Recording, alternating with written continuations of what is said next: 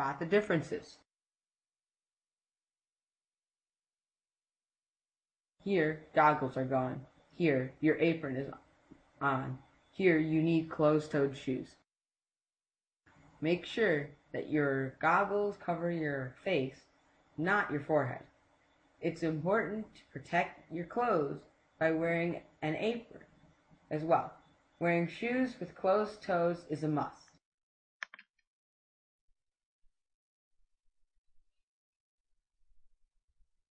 The first rule of thumb when dealing with acids and water is to always pour acid into water, because if you do it the other way, it could cause the solution to heat up and cause the beaker to break, making the corrosive solution spill everywhere. Also, when using acid in water and when pouring acid into water, use the glass stirring rod to stir the solution while pouring.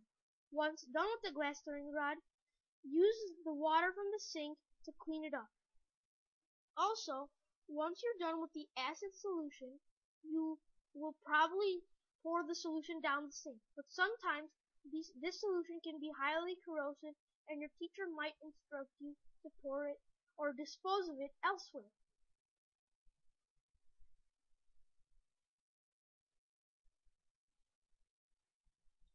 Now, if you accidentally spill an acid on your lab table, use an equal amount of base to clean it up.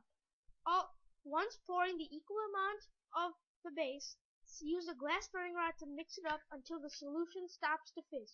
Once it stops to fizz, you can use regular paper towel to clean up the spill and dispose of the paper towel immediately.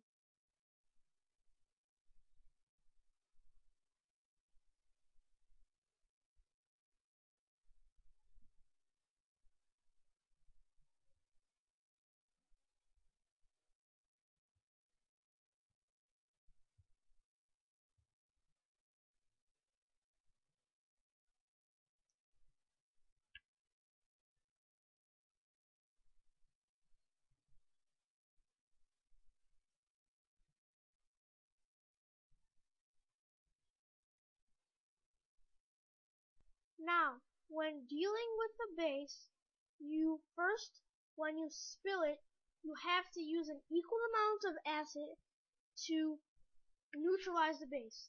Also, just to make sure, stir the spill with a glass stirring rod to completely mix the acid and the base.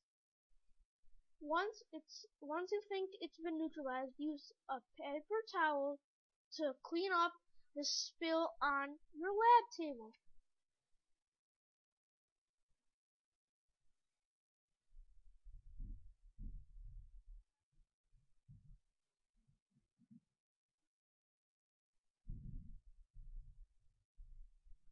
Finally, when you're dealing with acids and bases, they can be very dangerous. This is because if you accidentally pour acid with the base, they can cause a very high amount of chemical reaction, creating a super hot and corrosive solution, which could be extremely dangerous for you and the people around you.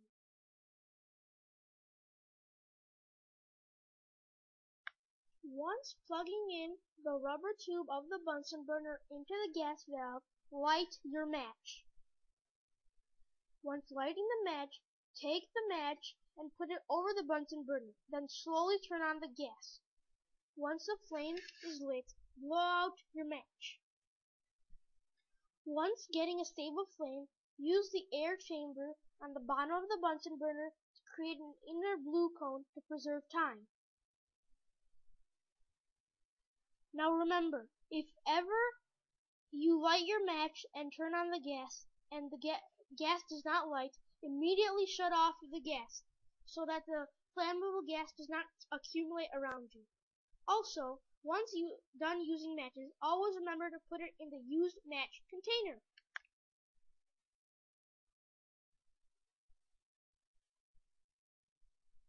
The first rule when dealing with test tube is to always point the test tube away from others when heating it.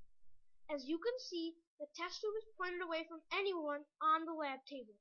Also, remember to use the right tools when heating a test tube. Usually you use the test tube holder. Lastly, remember to use Kymex, Pyrex, or Tech types of test tubes.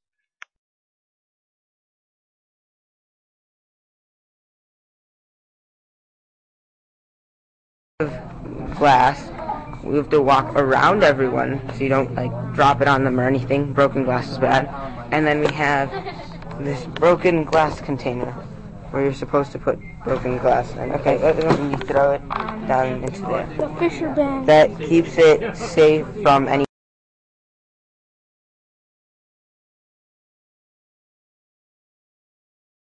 Almost anything can be poured down the sink unless you're told otherwise by your science teacher.